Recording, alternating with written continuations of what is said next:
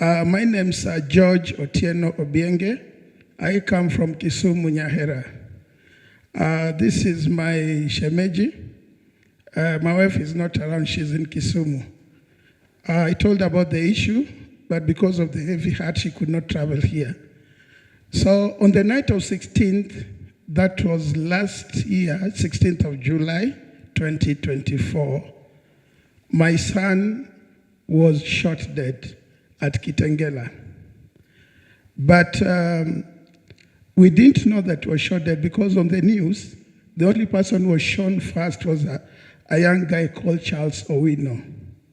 So the reason why I happened to know that my son was shot dead, his phone was picked up by a good Samaritan.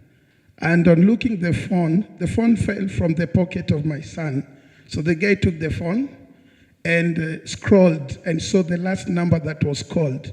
Then he called me. So I wasn't sure very well if he was the one who was shot dead, because on the news there was nothing like that.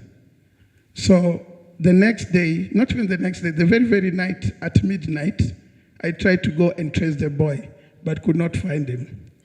So the next day I called a cousin of mine and informed him that my son is missing, but reports indicate that he might have been shot dead.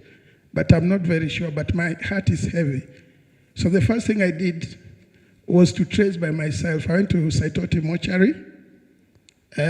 When I went there, they told me that the mortuary attendants told me that nowadays they don't allow any victim of police brutality or anybody who has been killed through a mob justice or police. The only people they take to the mortuary are the ones who have been accompanied by the parents. So I took it upon myself, brave enough, I went to Kitengela police station. Going to Kitengela police station, I found there were so many police officers. In fact, they had cordoned off the area. Nobody was allowed in. So through a good friend of mine, one of the cops, I asked her to help me assist to check in the records if there is any name like Shakir Obienge who was arrested. They didn't find. So the next morning, I got up the courage. I went to City Mortuary by myself. I was doing the investigation by myself with a cousin of mine. Then I alerted my shemeji. So we went, two of us, because we don't want this thing to be known at first because it was very sensitive.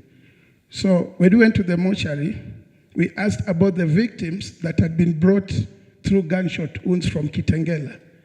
The city mortuary attendants told us that the only victim they had were from Juja. Those were accident victims. Then I told him, bring the first accident victim that was brought, I see. So the first one was brought. I recognized from the photos, I remember that I'd seen that photo through the print media, that was one of the guys who was shot dead. Then I told him, this is not the one. Bring the second body. So when the second body was brought, because I was not sure of the clothes that he was wearing, I had to open the jumper that he was putting on. So when I checked, he used to love Manchester United. So he had a t-shirt from Manchester United inside. So I checked it, then opened his eyes a bit. And because I know my son, he had, alikuwa na kitovu kubwa. So I checked the kitovu, then I found he was the one. Then I told my cousin, this is Shakir. So from there, when the guy was still doing other things, I happened to see the registry, the mortuary registry, then took a picture. It was written that, unknown, from accident in Juja town. That is what happened. So the following day, okay, after establishing that it was Shakir that was gunned down, I went live through the Citizen TV and informed the whole world what was going on. Then the next day, we were to do the postmortem. I remember the government pathologist. I don't remember his name, but when he came to do the postmortem, he refused to carry it out because he had the instructions that to do postmortem for the victims of accident, not gunshot wounds. So he disowned the report. So we had to wait Friday, Saturday, Sunday. We came back we came back on Monday. On Monday, we had to wait again until 4 p.m. when the postmortem was done. So, as usual, procedures dictate that the body has to be brought first and be identified. So when the body was brought before us, one thing for sure was kulikuwa na kitu fani. The boy, when we saw him first, he was drenched in blood. And he had a gunshot wound that pierced through this side. It came from this side and pierced through the other side. So there's a big wound on this side. But that day the boy was brought, number one, it had already been cleaned up. And even the clothes had been cleaned, the blood was cleaned up. Then I told the guys who were doing the postmortem report, the Haki Africa was there, Human Rights Commission was there, IPOA was there. So I told them this body has been interfered with. It's not the same the way I left it before. They asked me, really? Yes. Do you have facts? Yes. I showed them the picture which I took secretly when I was there.